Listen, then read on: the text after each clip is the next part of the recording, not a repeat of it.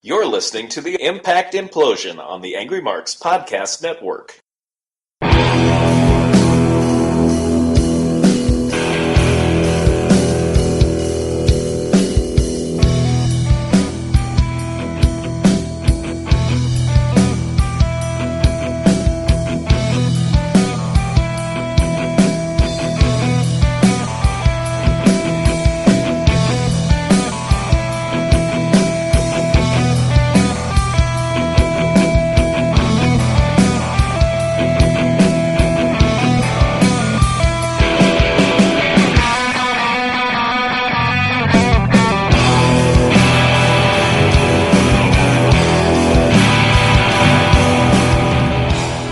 It is September 27th, 2018. It is another episode of the Impact Implosion here on the AngryMarks Podcast Network. As always, I am Seth Drake, and on the other end is the murder clown to my Babby Apache, Mr. Mike Poland.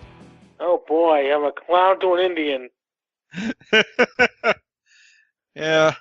Well, so we got some news in the world up north, WWE or south.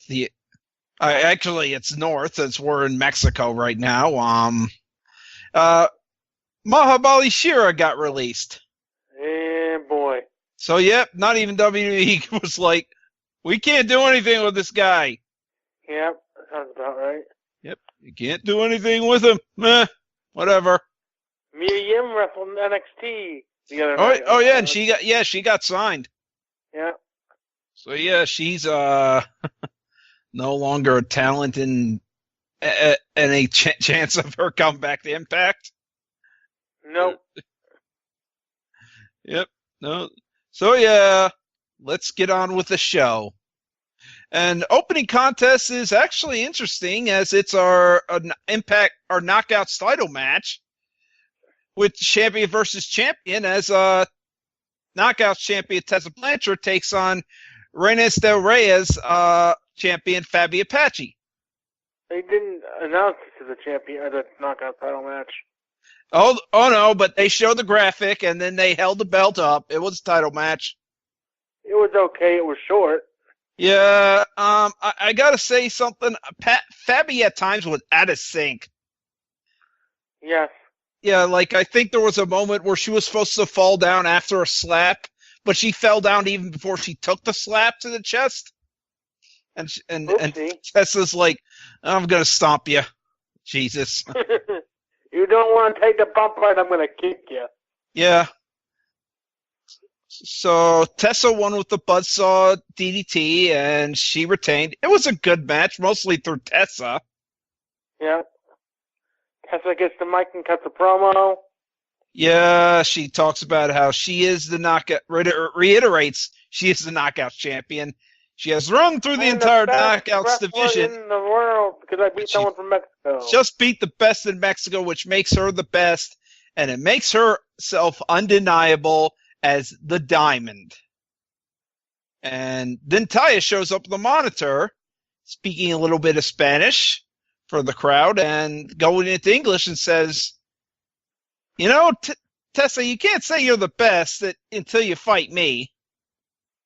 Where's she been the last 6 months? I think visa issues still. Oh. So yeah, Taya challenges Tessa to a match at Bound for Glory. Yay, and that's what we're gonna get. Yep. Then we have Alicia Edwards backstage, and Eddie comes up to her like, hey, I'm back, hey! And she's like, you're so crazy! Yep. At least you got Get away Impact, from listen me. to him. At least you got Impact, listen to him, and Impact's like, okay. Yeah, they're douches, and still trying to make turd cutters a thing.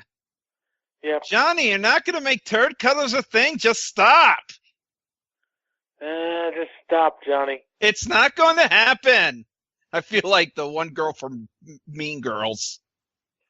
It's not gonna happen. It's not going to happen. Stop trying to make it happen. So OVE gets on the mic, talks about Bound for Glory being sold out. because of them. So Sammy's Maybe. like, everyone thinks I'm selfish, man. But I'm going to give Jake Christ the biggest opportunity of his life. You're going to fight Brian Cage. Oof. Jake is like, what? And Dave's like laughing, corpsing over there. And Yeah, you won't be laughing in a few minutes. Jake's so they should get slapped for it. And this is, you're going to do it. You're going to beat him. It's like, yeah, Well- I'm going to beat him. Well. I know.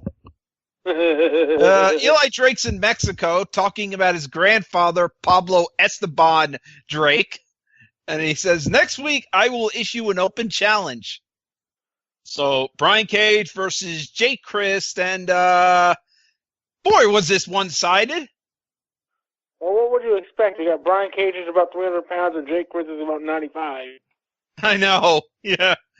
Boy, this was kind of one-sided. Even OVE really did nothing. They were just there. Well, one of them, as we would find out later, was a little tied up. Later, yeah. They had jumped Cage after the match. Lights out. Lights back on. Dave Christ has been kidnapped by Lucha Brothers and beat her. Then OVE's too distracted by this for Brian Cage to get back up and take them out. With a big dive. Yep. So then we have an interview with Aries, Killer Kross, and Moose, and Aries like, Kenzie, what? Her job. She works here. He says, my friends. Alicia was busy. Yeah, my friends will take care of business tonight. And Moose says Eddie is starting to get to him a bit. And Cross's best line, I'm going to kendo stick you. And then Cross's follow-up line is, hello, John. John, you go from company to company. You're like a play. We're not like John. You're going to be Johnny Neckbrace. And then Moose starts hitting on Mackenzie. She's disgusted by it. I must not show any emotion or interest. No, she's disgusted. I'm a professional, damn it. She shouldn't, but she's disgusted by this.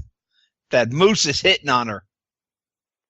So, GW1 Moment of the Week, LAX defeat Styles and Daniels to get the tag titles in a steel cage match, thanks to Conan.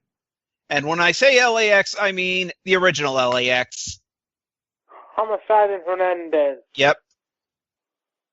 So, Katrina's backstage. She goes up to Grado and Joe Hendry. She's like trying to be nice to them, and they're like, access denied. And then Grado makes it lame. And then Katrina reveals, oh, Joe, I got you a match next week. I got a person for you.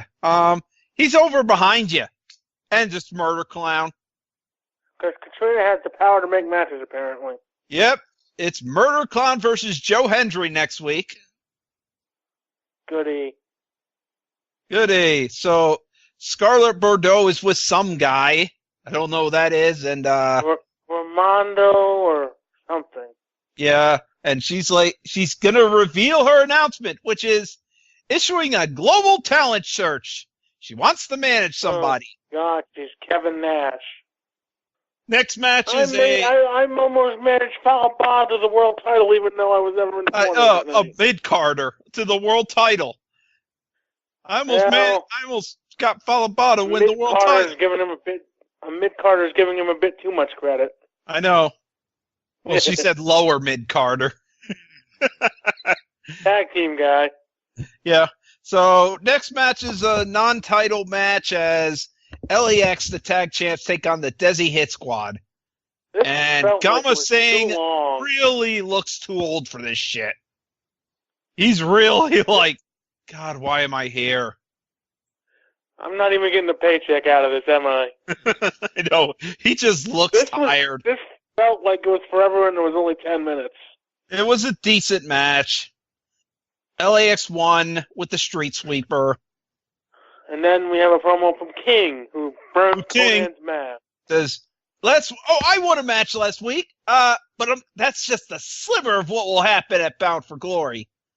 We talk about how great you were, and here's you with the mask.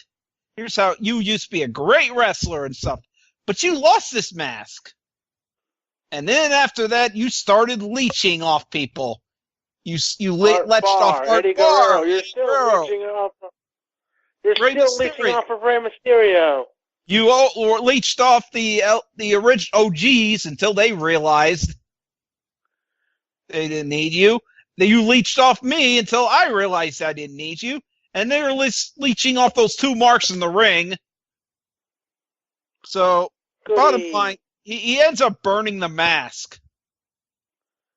Disrespectful, Josh Matthews. Yeah. So, then we have a fun segment where Fallah buys reading an injured KM a bedtime story. I want to see them do a segment where they teach him English. Yeah, where it's like, bah, bah, bah. Then uses his jacket to tuck KM in. And KM's like, bah, come closer. You need to get revenge. Like he's dying or something. Yeah, I need you to get revenge, man.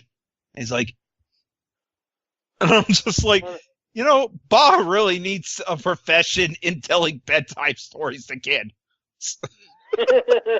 And tuck him in at night. He's good at this. Be the world's largest babysitter. Yep. So next match was a nothing match. Kiera Hogan and Allie versus Su Yung and the Undead Maid of Honor. Didn't we see this a couple weeks ago? Yes, we did.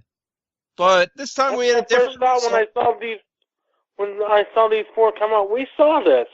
Actually, we saw it different. Madison Rayne and Allie versus Su Yung. We saw this. We might have that too, but Kiera Hogan and Allie defeat Su Yung. Kiera Hogan pins Su Yung, which is an interesting choice. Time filler match before the main event. And yeah, all the mystique of Su Yung is gone. Which means Rosemary must be ready to return soon, which at that point, why do you need Sue? Rosemary is basically Su Yung, but better. Yep, and hopefully she returns and turns on Allie. Yep, so we have a segment with Rich Swann and Matt Sydal. Matt Sydal is meditating somewhere, and Rich is like, dude, I don't need your third eye.